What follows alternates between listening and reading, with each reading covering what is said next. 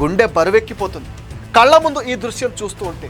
చేతిలో మామిడి పండ్లు పట్టుకుని తినడానికి వెళ్తున్న ఆ మనిషి, నేల మీద పడిన పండ్లను ఆశగా ఏరుకుంటున్న ఆ పేద తల్లులు, వాళ్ళ ఆశలు, వాళ్ళ ఆకలి, వాళ్ళ ఆత్మగౌరవం నేలపైన చెల్లాచెదురుగా పడి ఉన్న మామిడి పండ్లతో పాటే నిస్సిగ్గుగా తొక్కబడుతున్నాయి.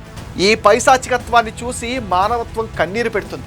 వైసీపీ జెండా కట్టి ఉన్మాదుల్లాగా 2 లోళ్ల మామిడి పండ్లను రోడ్ల మీద పోసి సైకోల్లా గంతులేస్తూ వాటిని తొక్కించుకుంటూ వెళుతున్నారంటే మనుషులుగా పుట్టినందుకు సిగ్గుపడాలి. ఇది కేవలం మామిడి పండ్ల విధ్వంసం కాదు, ఇది అశేష రైతాంగ ఆత్మఘోష. ఇలాంటి షూటింగ్ కోసం నిన్నే మార్కెట్లో అమ్మిన 4 డబ్బాలు చూడాల్సిన మామిడికాయలను చరణ్ డాబా ప్రాంతంలో సిద్ధం చేసి ఉంచారంటే మీ కుతంత్రం ఎంత పరాకాష్ఠకు చేరిందో అర్థమవుతుంది.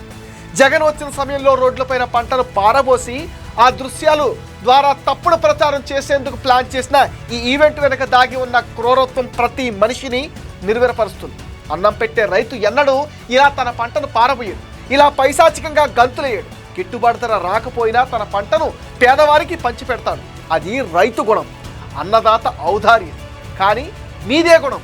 ఇది రైతుకు చేసిన ఘోరమైన అవమానం. మీ స్వార్థ రాజకీయ లబ్ధి కోసం రైతన్న శ్రమను నేలపాలు చేసి ఉన్మానంతో గంతులేస్తూ ఆడుకుంటున్నారు.